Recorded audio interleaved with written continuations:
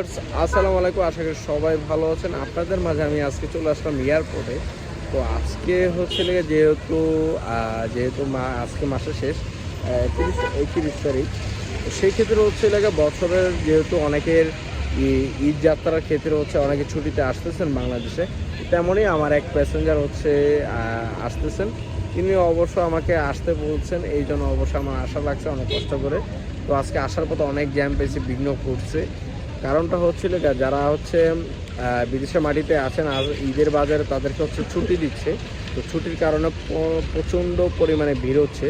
তো সেই ক্ষেত্রে হচ্ছে বিশ্বের বিভিন্ন বিভিন্ন দেশ থেকে বাংলাদেশিরা ছুটিতে আসছেন কুরবানি ঈদ উদযাপন করতে। সেই ক্ষেত্রে সেই লক্ষ্যে এই জন্য আজকে মোটামুটি আমাদের হচ্ছে মহাসড়ক, গাজীপুর মহাসড়ক, এয়ারপোর্ট মহাসড়ক, ময়মনসিংহ মহাসড়ক সম্পূর্ণ পুরোপুরি জ্যাম ছিল। তো সেক্ষেত্রে আমি হচ্ছে উপস্থিত আছি হচ্ছে টার্মিনাল 1 এবং 2, বর্তমান 2 এর ল্যাম্পপোস্টের নিচে আছি।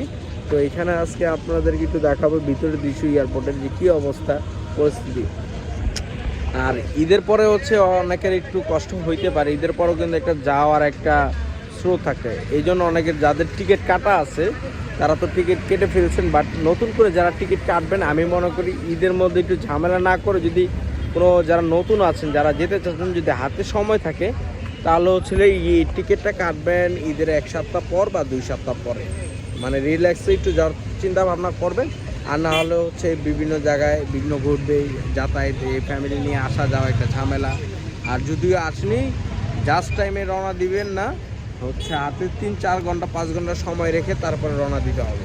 যে যারা ঢাকার বাইরে থাকেন তাদেরকে এটা অবশ্যই মাথায় রাখতে হবে। তো সেই চিন্তা ভাবনা করে একটু আগাবেন।